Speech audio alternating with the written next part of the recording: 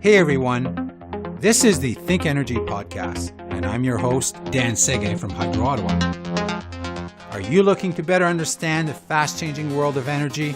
Well, the ThinkEnergy podcast isn't your ordinary energy show. Every 2 weeks, we take you on a tour and discuss, through a communication lens, some of the coolest trends, emerging technologies, and latest innovations. So stay tuned as we explore some traditional and some quirky facets of this industry.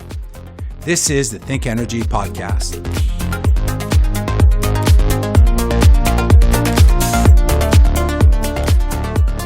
Welcome to episode 6 of the ThinkEnergy podcast. Drones? Those remotely piloted aircrafts that were once the stuff of science fiction are now a reality and a multi-billion-dollar industry. It's estimated that the global drone market will grow from 14 billion, that was in 2018, to over 43 billion by 2024. Gone are the days when drones are simply toys used by hobbyists. Now, drones are used for a variety of reasons and in a variety of industries, including the energy sector.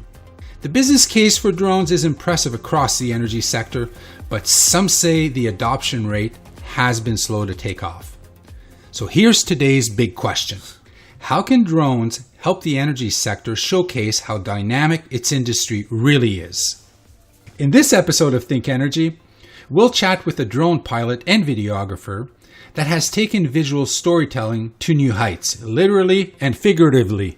His footage has been showcased on every social media channel, and those posts have resulted in huge engagement, shares, and views.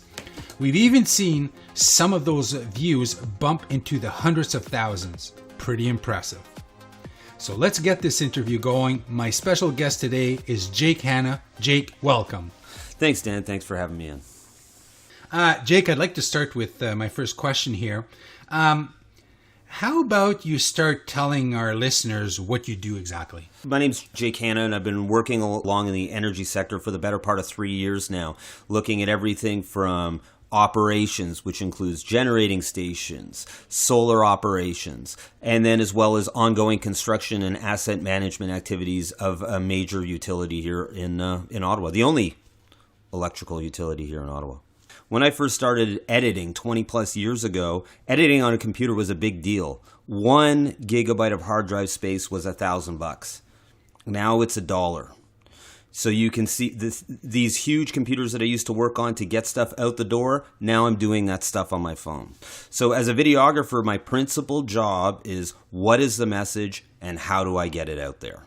And video is the tool that I use. Cool. I'd like to ask you this question here. Can these flying robots help the energy sector demystify what it is that we do? And a second question, can drones change the face of customer communications? Because as you know, we're all about communicating to customers. So two-pronged question here. Well, we've got, the proof is in the pudding, and we've got the views to show it. We've had a couple in dealing with natural disaster, everything from the natural disaster coverage that we've done to the documentation and sharing of huge projects like, hey, why is the road closed down? Well, you can see the scale of the operation from the air unlike any other view. I look at when we picked up the full hull side, the full generation side of the Ottawa River. A key story was, and it's, there's tons of corporate announcements all the time that come out. We bought this, we did that. But in the case of what we had drone footage of a site that nobody had ever seen. The only way you could have ever seen the Chaudière Falls in the past 50 years was if you worked for Domtar. And we saw major media organizations pick up on that dimension alone. It's a never. So you're talking about in the air. So it's in like the air, from the sky. From the sky. View. Exactly. And if you're trying to show the scale of the river, the scale of a dam, the scale of it all, walking around shot to shot to shot to shot at ground level doesn't tell the story like 10 seconds in the air does. Let me ask you this. Having that type of B-roll must be pretty advantageous for media. Have they been the type of people that would contact you to actually get that type of footage? I look at, for instance, I'll go back, I'll use anecdotal experience from how we've worked in the energy sector with drones here for the past 3 years. That announcement went out and was well handled. Everything, there was PR behind it, everything that you would do in a communication strategy. But the one thing that we had that nobody else had operationally was the ability to illustrate that story from the air. And from that one shoot, and it was one shoot, it was 1 hour basically. I don't want to downgrade what it is that I do, but the stills from that got us the front page on every major paper in our market. And the video footage ended up being a key component that sat on a major media, like a major broadcaster's website for 3 days, because the content, just the content alone was compelling. It transcended the announcement, and it was just showing these incredible assets that we have in the energy sector. So it's been a huge win for communications. It's just one way where we've been out front of everybody else. And now you're starting to see drone footage roll in more and more to help tell the story. And if you look at climate change and mass devastation, the story is best told from the air. There's no two ways about it. When a tornado blows through, at a ground level, you see the roots of the tree. With a drone, you see the forest that was knocked down. Okay. I'm wondering if we can, I'm not sure if this is going to be a sore subject for you, but I'm wondering if we can discuss the new Transport Canada drone regulations. Does it impact where and how you fly over things? As an example, if you were to shoot a solar-powered rooftop, or even zigzag over the hydroelectric facilities you were just referring to, or if it was actually a devastated area an area that was devastated by tornadoes. Do those regulations impact what it is that you do? Absolutely. And it's been an evolving process. And when a new technology comes out, the regulatory bodies are responding to this new technology. And, from an operational level, it's been very challenging waiting. And it is a waiting game on getting safe guidelines on how to operate these UAS systems over certain situations. UA? What's UA? Unmanned aerial systems. So that's what we're operating. I'm glad that there's licensing now. That was the big thing. Like, do you have a license? No, there's no license. It was a permit system that's in place. And now we've got a licensing system. Now, what's interesting though is there's relativity with regulation. You look at our industry, when you have somebody who's out there literally putting life and limb on the risk to do a simple pole inspection. They're going up and there's safe standards behind those machines and all that stuff, versus something that weighs 1 kilo of plastic from somebody standing on the ground. There's virtually no risk to any human being in that interaction. But the broad sweeping regulations of Transport Canada said, hey, you can't have these within 100 feet of the roadway. So that was an operational barrier that's kind of kept us out of that, what I would call the service side of how we work for the energy sector. What we have done, though, is we've operated 2 Transport Canada regulations for a communications opportunity.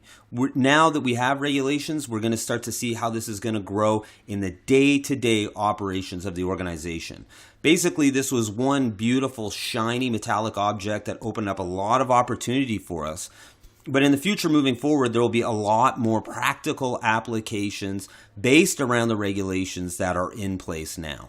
Okay, so let's talk about those applications. Like I'll refer to them as video assignments. I'm curious to find out, Jake, can you outline some of the steps to a typical video assignment? Like I'll give you a scenario here. Company contacts you to capture their construction or refurbishment of their hydroelectric facility. What's your approach? What is it that you do? What's required scope-wise? Tell me if it's a project that's a year or a month, what do you need to do? Well, the scope lies in the client. Do you want to have a snapshot for one little component of social media that you want to share? Or is this a technical progress project where you're relying on this material to further inform the building process? That's the first thing to assess at a story scope level. The second thing is it operationally safe? How close are we to the airport? How close are we to other safety hazards that will place limitations on where and how we use the drone? Once we've sorted that out, we've got the box that we can play in, and then we play in that box. So if I look at construction documentation, Well, you want to have similar vantage points throughout the duration of the project, so you have a reference point so you can actually see the progress of what happens.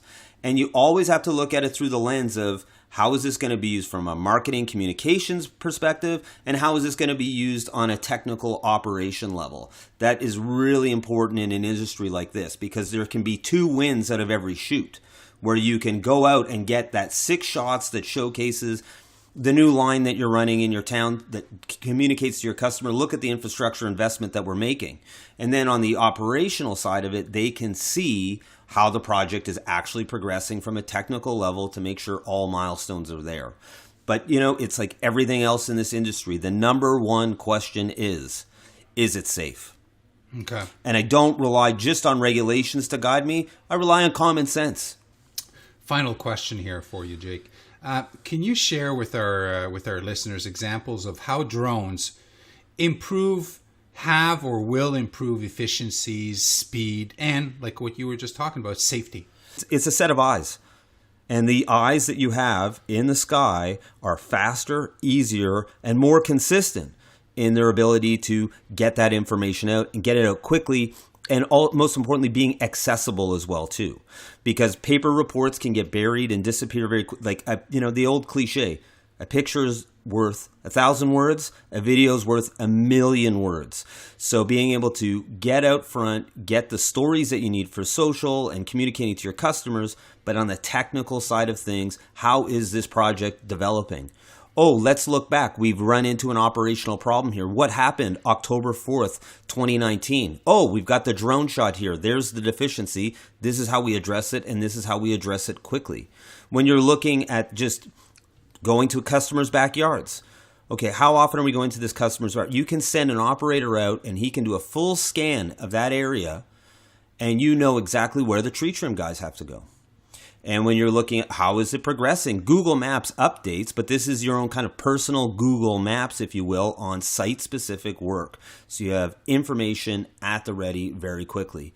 But that said, this is new technology. There's new challenges that you have to be mindful of. Simple text messages weigh nothing, in actual weight of moving information across. Video and photo information is substantial. So how do you manage that within your organization? How is this accessible? So it's important to look at that peer. Getting the shot is important. Managing the information and making it work for your organization is where the efficiency really is incumbent on you to make the most of it. Well, this is the end, Jake. Thank you very much for joining me today. If someone wanted to reach out to you, how could they connect? There's only one way to get a hold of me. I like to keep it simple. You have a bat phone. jakehanna@gmail.com. The one and only. Okay, cool. Thank you very much, Jake. We hope you enjoyed this episode of ThinkEnergy. If so, please head on over to iTunes to rate, review, and subscribe. Also, be sure to tell your friends and colleagues about us. It's very much appreciated. We'd love to hear from you, so check us out on hydroottawa.com. Thank you for listening.